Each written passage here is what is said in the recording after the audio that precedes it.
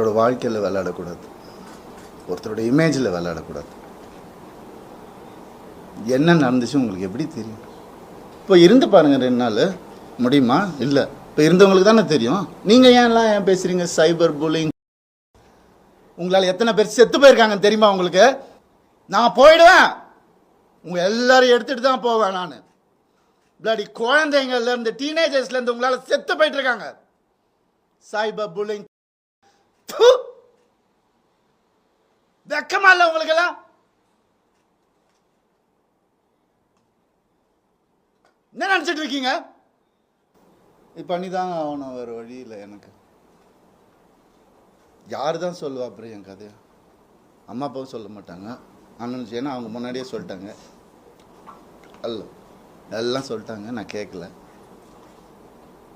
நிறைய அநியாயங்கள் நடந்திருக்கு எனக்கு. டே 1லேருந்து அவங்கள கையை அறுத்துக்கிட்டு தான் என்னை கல்யாணம் பண்ணாங்க. பிளாக்மெயில் மேரேஜ் தான் இது.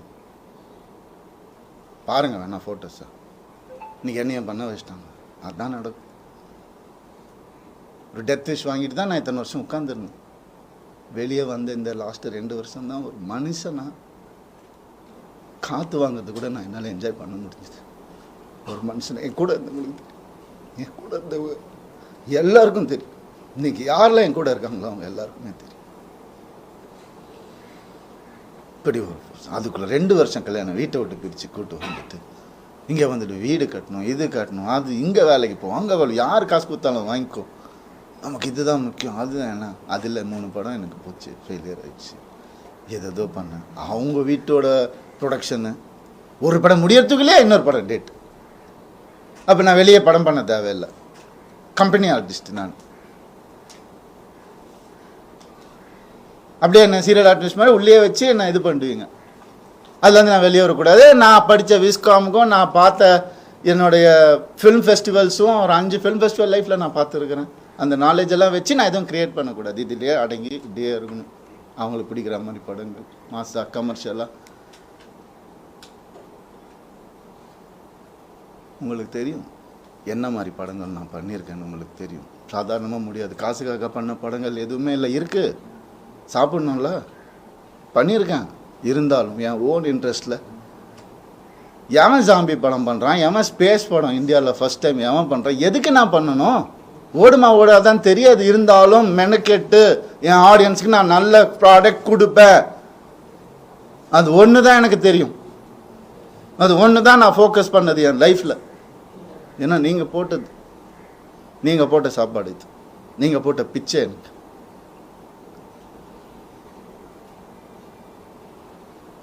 நான் ஏன் சைபர் புல்லிங்க்கு பிச்சை போடணும்? அவங்க ஃபாலோவர்ஸை நான் ஏன் டெவலப் பண்ணணும்? நான் பேச மாட்டேன். சிவன் குழந்தைன்னு நான் சொல்லுவேங்க. ஆம்பளையும் இல்லாமல் பொம்பளையும் இல்லாமல் இருக்கிறவங்களாம் நான் அப்படி கடவுள் குழந்தைங்க. அவங்கெல்லாம் வந்துட்டு என்னென்னமோ பேசுகிறாங்க. என்ன இதெல்லாம்? ஃபாலோவர்ஸுக்காகவா? அதுக்காகவா பிறந்து வளர்ந்து இது பண்ணும்? என்ன எங்கே போனேன் நான்? உங்கள் கண்ணு முன்னாடி தானே கெனிஷான்னு ஒரு டாபிக் வந்தால் நான் கண்ணு முன்னாடி தானே எல்லாமே பண்ணிகிட்டு இருக்கோம். நாங்கள் ஒரு பொண்ணை புரிஞ்சுக்கிட்டு அதையும் தொத்தி அமுச்சு விட்டுட்டீங்க. அவங்க ஃபெமினிஸ்ட்.